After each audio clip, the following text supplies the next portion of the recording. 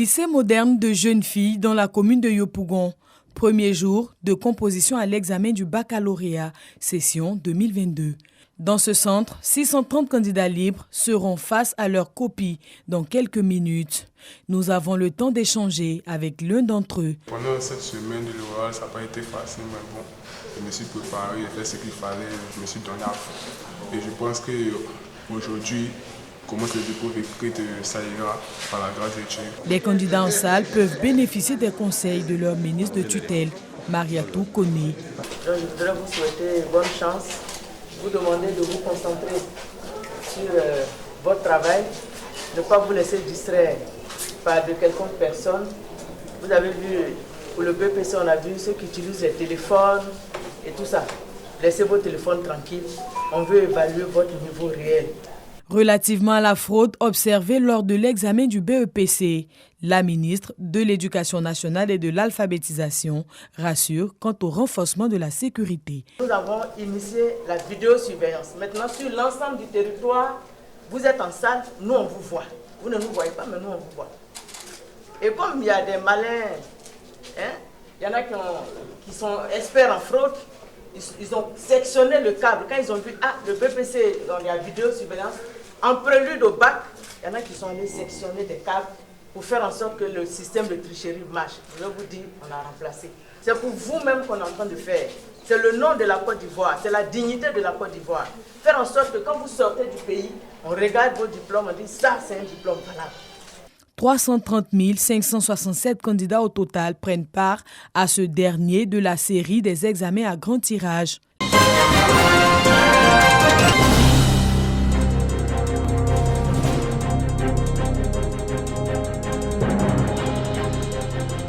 Les femmes de Soubré sont connues pour leur courage, très actives dans les cultures vivrières. Certaines d'entre elles se font remarquer dans la production de l'EVA, du cacao et du palmier à huile. Sans oublier ces femmes qui ravitaillent les marchés au quotidien. Le hic, la majorité de ces activités sont dans l'informel. Le maire de Soubré, soucieux de faire de ces femmes entreprenantes des chefs d'entreprise, leur a fait bénéficier d'une formation sur la création d'une micro-entreprise.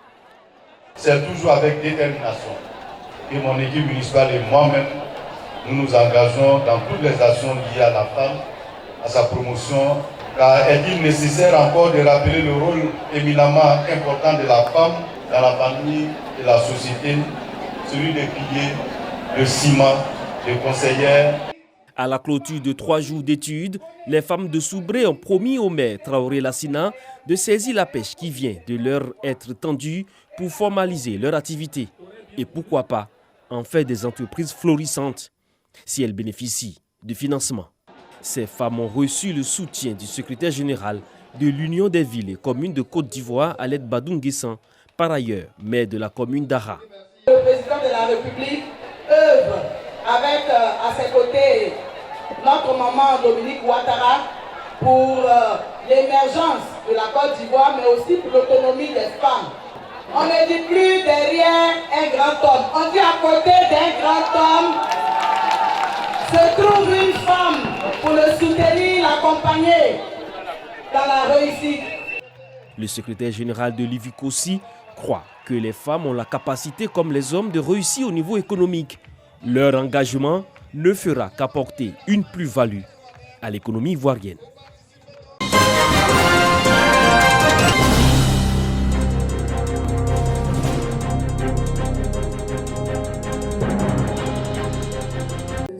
Chant, slam, danse pour dire non à l'immigration clandestine. Des anciens migrants unis au sein de la structure Migrants comme messagers utilisent le canal de l'art pour décrire leurs douleurs, leurs désillusions et leurs rêves brisés. On a trouvé essentiel que ce soit des migrants qui ont vécu cette histoire-là, qui ont eu ce vécu-là, qui viennent partager les histoires à travers des capsules vidéo et des interventions dans les grains et les associations des femmes pour sauver des vies.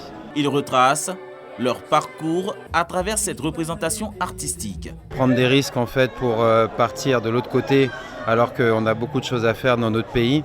Je trouve qu'à travers un spectacle, pour l'exprimer d'une autre manière, je trouve que c'est une idée très originale. Nous avons eu un total de 13 danseurs et participants à un spectacle de danse, de slam, de musique, dont 9 femmes qui sont revenues en Côte d'Ivoire après une tentative de migration malheureusement mal aboutie avec beaucoup de dangers sur la route.